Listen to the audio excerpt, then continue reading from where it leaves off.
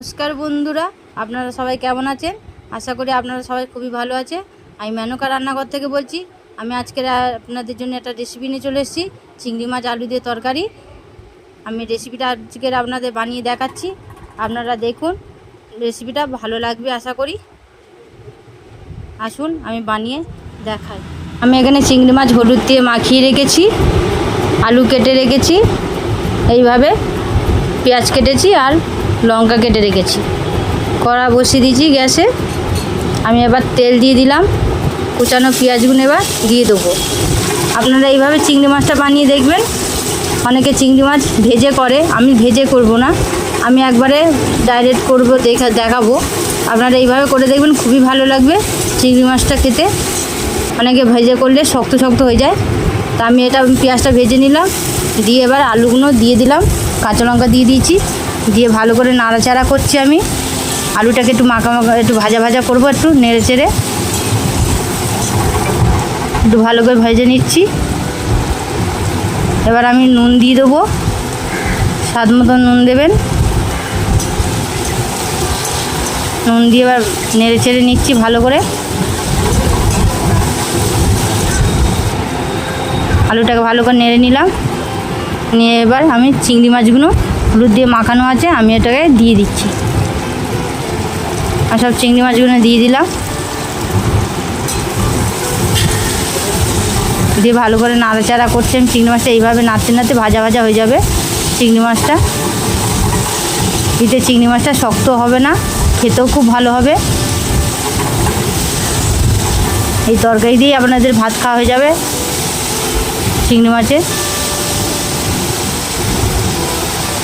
এইভাবে বানিয়ে দেখবেন বাড়িতে,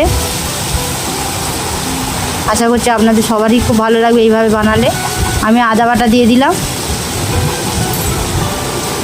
দিয়ে নাড়াচাড়া করে ভালো করে একটু আদাটাকে নেড়ে ভেজে নিচ্ছি।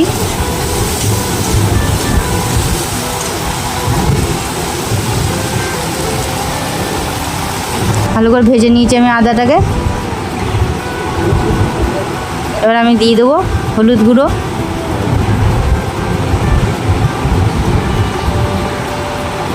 জিরে গুঁড়ো,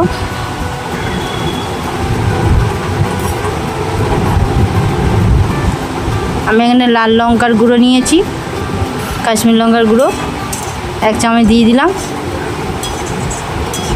দিয়ে ভালো করে নাড়াচাড়া করছি। আমি মশলাটাকে ভালো করে ভেজে নিচ্ছি। সামনে একটু জল দেব, যাতে মশলাটা না পুড়ে যায়। আমি অল্প করে জল দিচ্ছি সামান্য, যাতে মশলাটা না পুড়ে যায়। দিয়ে ভালো করে মশলাটা ভাজা ভাজা করছি। দেখুন জলটা টেনে নিয়েছে, একটু তেল তেল ভাব হয়েছে। আমি আমার পরিমাণ মতন জল দিয়ে দেবো।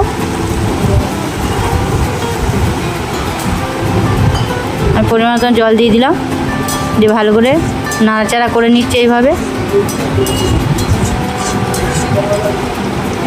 নিয়ে এবার ঢাকনা আমি দিয়ে দেবো।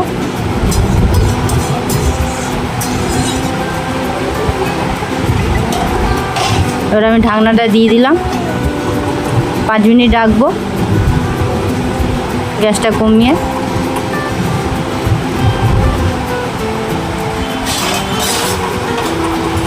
আর আমি ঢাকনাটা খুলে দেখছি আলুগুলো সিদ্ধ হয়েছে কিনা। দেখুন তরকারির রঙটা কি সুন্দর হয়েছে, আলুগুলো সিদ্ধ হয়ে গেছে একদম, আলুগুলো সিদ্ধ হয়ে গেছে পুরো। এবার আমি এটাকে, আমার তরকারিটা রান্না হয়ে গেছে, এবার আমি এটাকে নামিয়ে নেব। দেখুন আমি নামিয়ে নিয়েছি। আমার এই রেসিপিটা ভালো লাগলে বন্ধুরা একটা সাবস্ক্রাইব করে দেবেন,